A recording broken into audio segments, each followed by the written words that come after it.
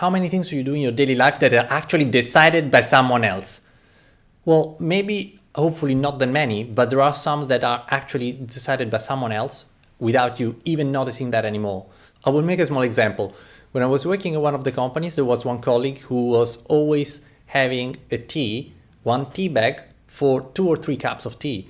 And people were saying, why would you do that? That's one tea bag is for 1 cup, right? And she would say, well, no, I don't like the tea too strong, and so I just use it for 3 cups, and so I'll just drink. I just drink a lot. I like drinking a lot, and so I will just bring all the 3 cups with me, and that's it. That's how I like my tea. Well, yeah, but the one tea bag is for 1 cup. Why would you use it for 3 cups? Well, a tea, first of all, a good tea, we know is not with a tea bag, right? It should be loose leaves, but that's another story. The point is, okay, one tea bag is for 1 cup of tea. Now my question to you is, how big is the cup? How much water do you put in the cup? How big is the tea bag? Well, okay, now they're almost all the same size, almost.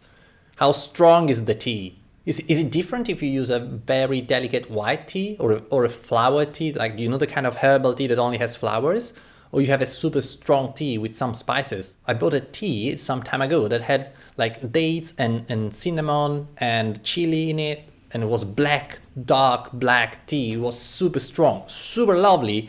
But the same quantity of that one versus a flowery tea is a totally different taste. So it's some time ago, someone decided for you, for me, for almost everyone, that the quantity of tea that goes in a tea bag is the quantity that you and I want to eat and want to drink. Is it true? Is it optimal? For me, it's not optimal. For me, a tea bag, in the vast majority of cases, it's useful for 2 cups. Honestly, I don't understand the waste of that. And I understand for some people it's so strange that I'm using a tea bag for 2 cups of tea, and for others it's pretty normal. But that's the point. Why should it be not normal to use a tea bag for 1 cup of tea, or 2, or 3? Who decided that? How many decisions like this are taken by someone else before you even take the decision? About your clothes, about your means of transport, about where you live, about where you work, about how you work, about the processes in your company. Are these things optimized? Who decided that a certain process is optimal in a certain way? First of all, did someone actually decide that a certain process is optimal in a certain way?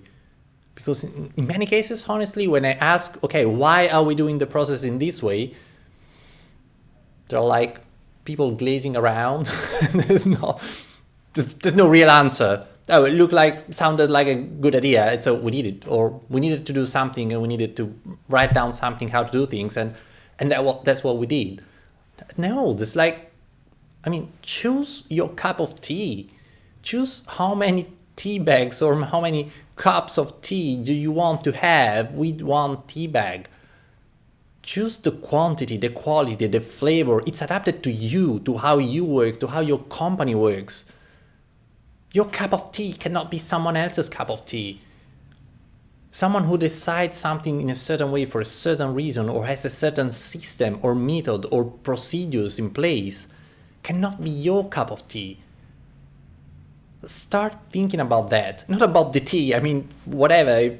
It's not the core of the matter. I'm being metaphorical here. I'm using a metaphor to think together about how many things in your daily life you do just because they say it's like this. How many things in your work? How do you check your emails?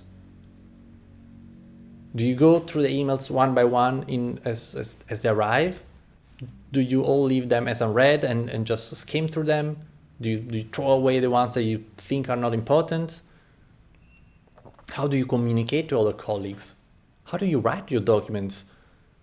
Do you have documents that you write so often that they could be done in a smarter way or can be partially automated or made a template? These are the kind of things where you see, I'm not necessarily giving you a tool or a system or a structure. I really avoid giving you a structure in these tips, or even when we work together. I look at your situation and I help you to look at your situation. We look at that together. I work with you to look together at the situation, understand what is your exact need, your exact way of working, and give you the independence and the freedom to look at these things and to start asking yourself these questions. So, because you know how it happens, sometimes there are coaches or consultants, and I mean, after that, they're gone. The point is to give you a way of approaching reality, a way of approaching your work, raising the bar very high to get great results, and in the meantime having a clear understanding of reality, of how things are for you and your company. In that way, you are able to challenge yourself all these small beliefs, how you check emails, how your colleagues check emails, how you communicate with each other. Are you sending 5 emails to say, oh yes, thank you, yes, I received it, oh thanks very much, oh no problem. Yeah, that's very nice. And especially now that many people are working remotely, it's important to keep a bit of communication. Let's find a trade-off between what is effective, what is optimal, and staying human. I'm totally in favor of that. But being aware of what you're doing. Is it fair? That's one of the things that is most important for me. Being aware of the context of the situation so that you can decide, oh, this person has been so nice with me, I want to send an email to thank this person. It's different than just the formal, politically correct sending emails back and forth, and I've seen so many of these. So be aware of when and where you want to make an exception to being optimal, to being effective, because it's a decision and it's your decision to be effective or not in a specific moment. We don't always have to be effective, always 100% like robots. That's not who we are. Robots, machines can work like machines, can be efficient and be efficient 100% of the time.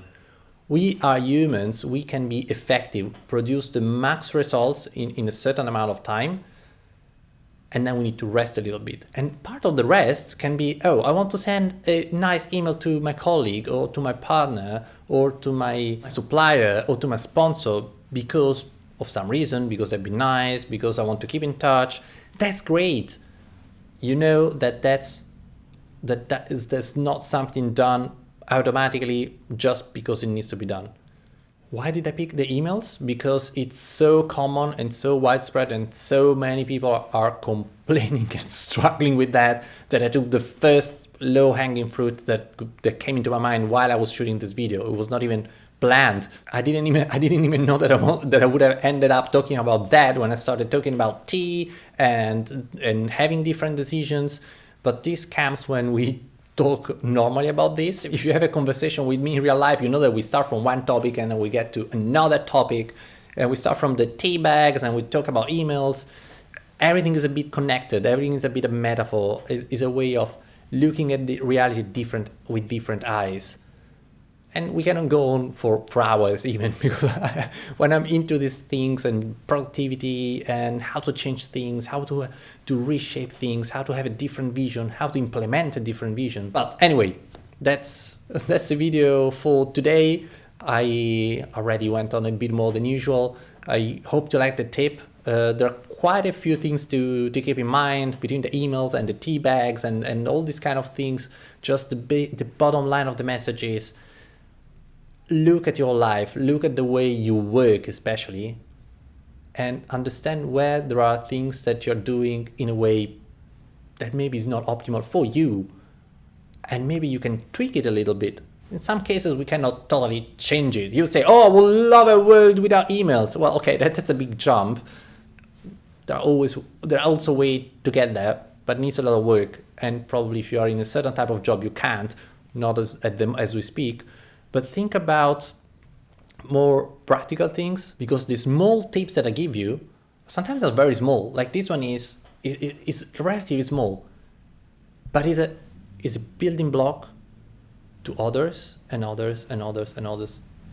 So pay attention to these small changes, because A small tweaking here, a small modification there, as I always say, is a bit block here, is a bit brick, another brick, and that improves your productivity maybe by 1%, but then by 3%, then by 5%, then by 10%, and then before you even realize, without even changing much of your habits and the way you work, you are all of a sudden working in a much smoother way, needing less time and creating less stress for you and the people around you, which doesn't mean only your colleagues, it also means your family, your friends, your beloved ones. So take into account these tips, share it with your colleagues, with your friends, and with anyone who needs a bit of support in terms of improving things in your work life, which is, I think, the majority of people. So remember to follow Innovachievers. See you at the next tip. In the meantime, stay strong and stay effective.